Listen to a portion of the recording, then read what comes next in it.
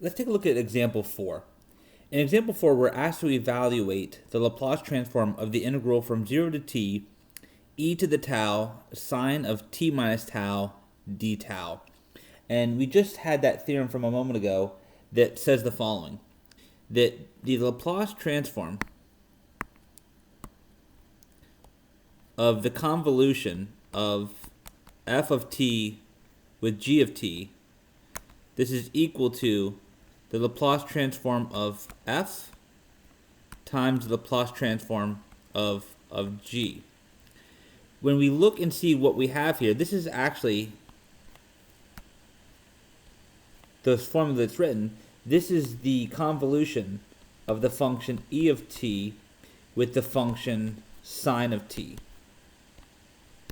which means that this is going to be equal to, via this theorem, that was what we called theorem 7.42, this means that this is going to be equal to the product of the Laplace transform of e to the t times the Laplace transform of the sine of t, which is really what we just saw in the last example, just kind of highlighting it one more time.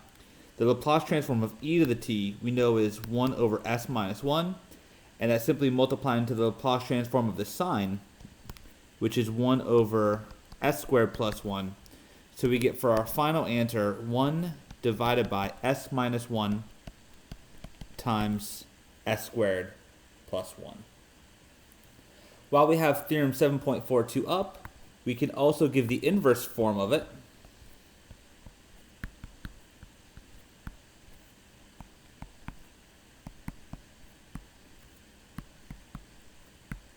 Simply taking the inverse Laplace transform of both sides, what we would see is that the inverse Laplace transform of the product f of s times g of s.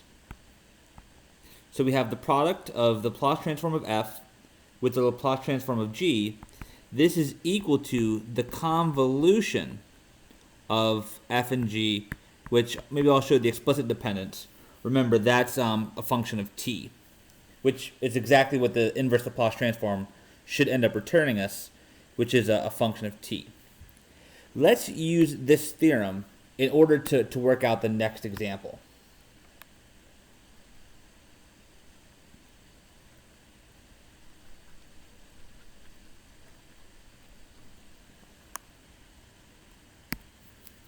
This is going to be example 5. We're asked to find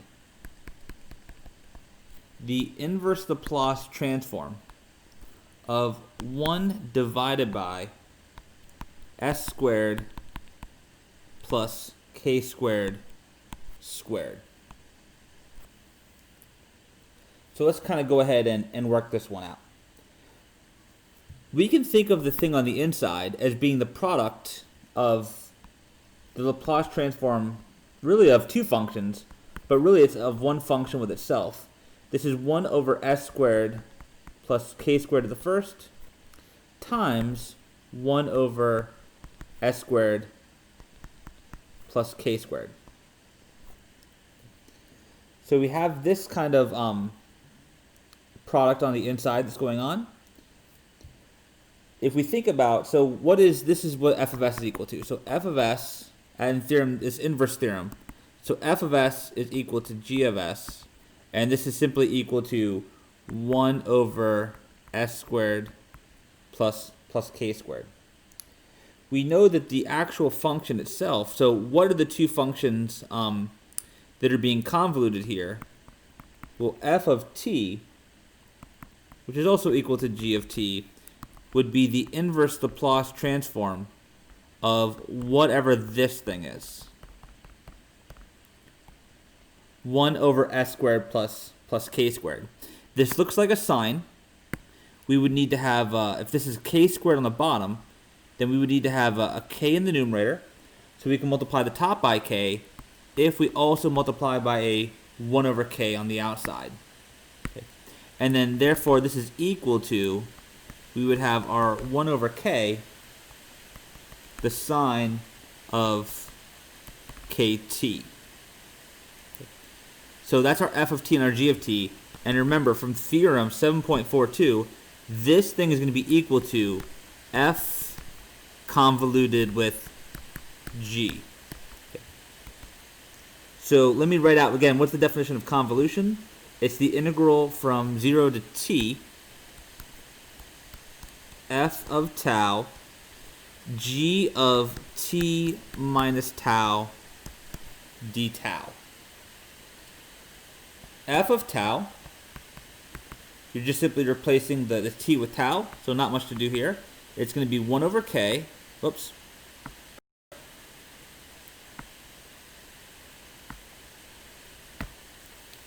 Please come back.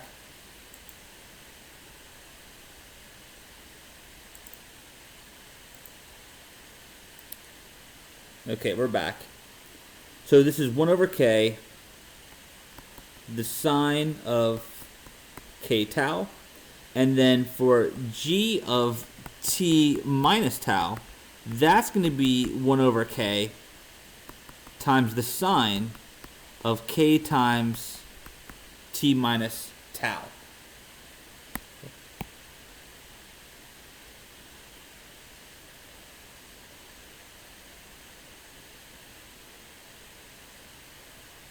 So let's gonna go ahead and plug that into our integral.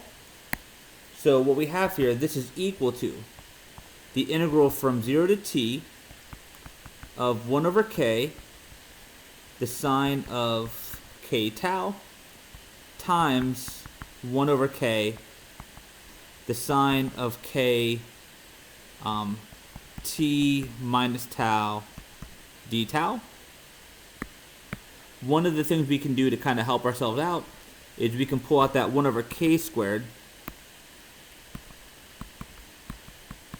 So let's factor out the 1 over k squared. And this is what we have. The integral from 0 to t of the sine of k tau times the sine of k times t minus tau d tau.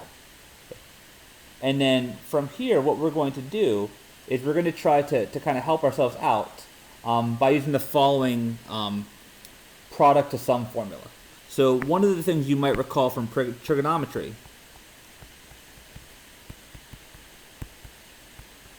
is we have the following thing. So on the inside here, we have the product of two sine functions. And in trigonometry, we know that the sine of angle A times the sine of angle B, this can be rewritten as 1/2 of the cosine of the difference of A minus B minus the cosine of the sum of A plus B, where A would be equal to k tau, and B would be equal to, maybe it'd be easiest to kind of distribute this through, but it's kt minus k tau. So kt, yeah, let's clean this up a little bit. B is going to be kt minus k tau. So with that product of sum formula, let me come back up here.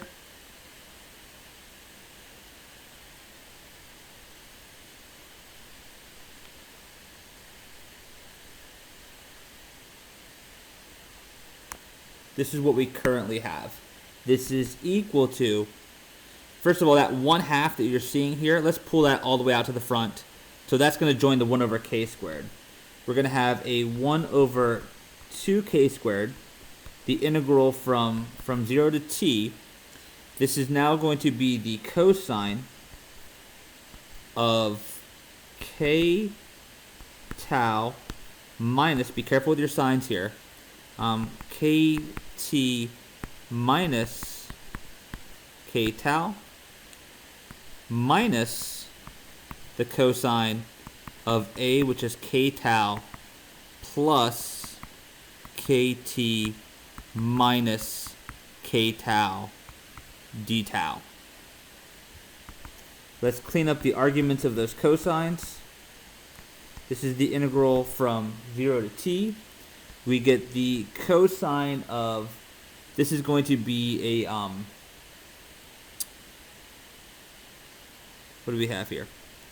We're going to have 2 k tau minus kt minus, in here, the k taus cancel. So that just gives us a kt.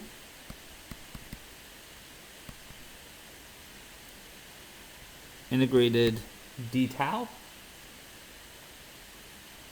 And one more thing we can kind of do, this will help us maybe perhaps with the integration.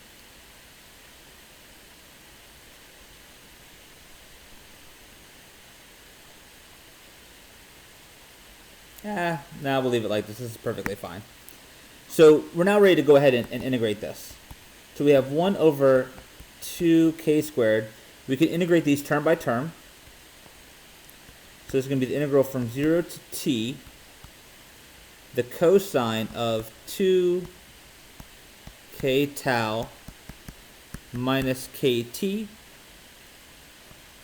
d tau minus the integral from 0 to t, the cosine of kt d tau.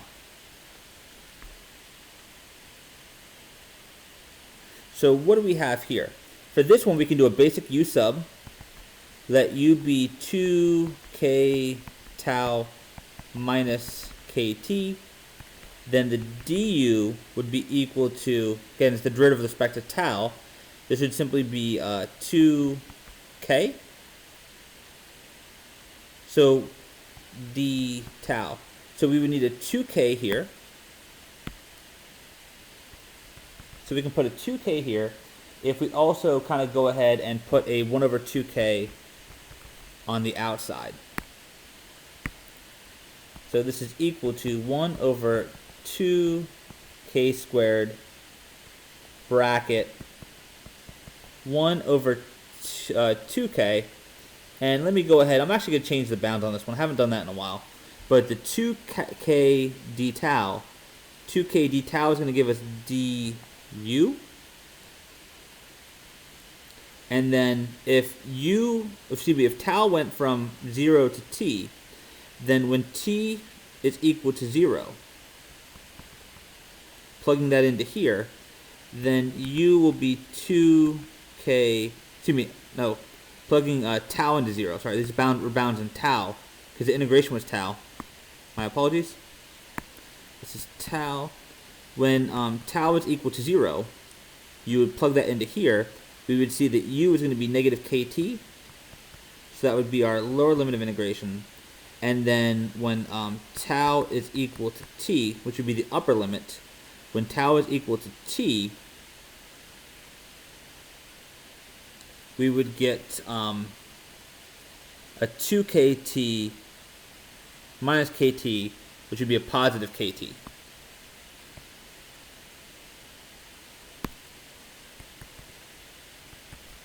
And then this is going to be the cosine of u du.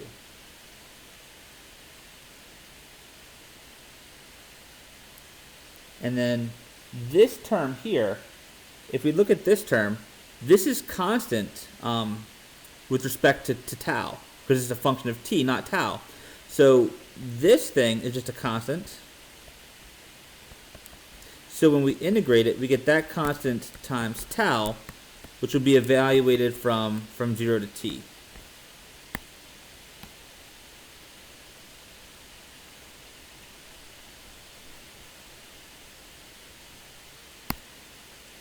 So this is equal to, we have a 1 over 2k squared times a bracket 1 over 2k. The antiderivative of cosine of u would be the sine of u, evaluated from negative kt to kt, minus, let's go ahead and work out this piece here. If we evaluate it at the upper limit of integration, we get a t cosine kt, and then if we plug in minus the lower limit of integration, that's going to just be 0. So this is equal to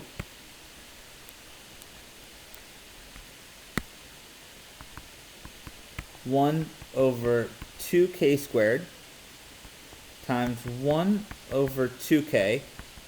This is going to be the sine of kt minus the sine of negative kt minus t cosine kt, which is equal to 1 over 2k squared times, one of the things that we might notice is that if you use the odd identity for sine, because the sine is an odd function, the sine of negative kt is the same thing as the sine of positive kt.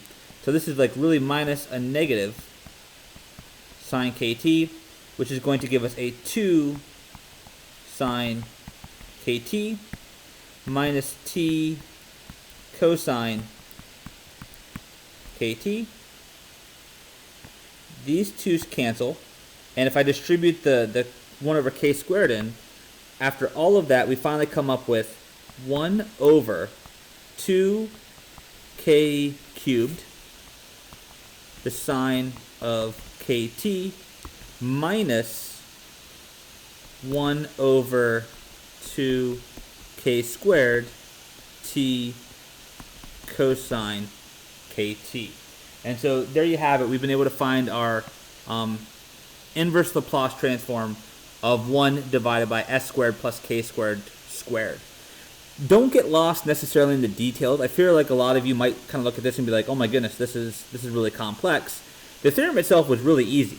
And the co-observation was recognizing this, ultimately as the convolution, right? This is the product of two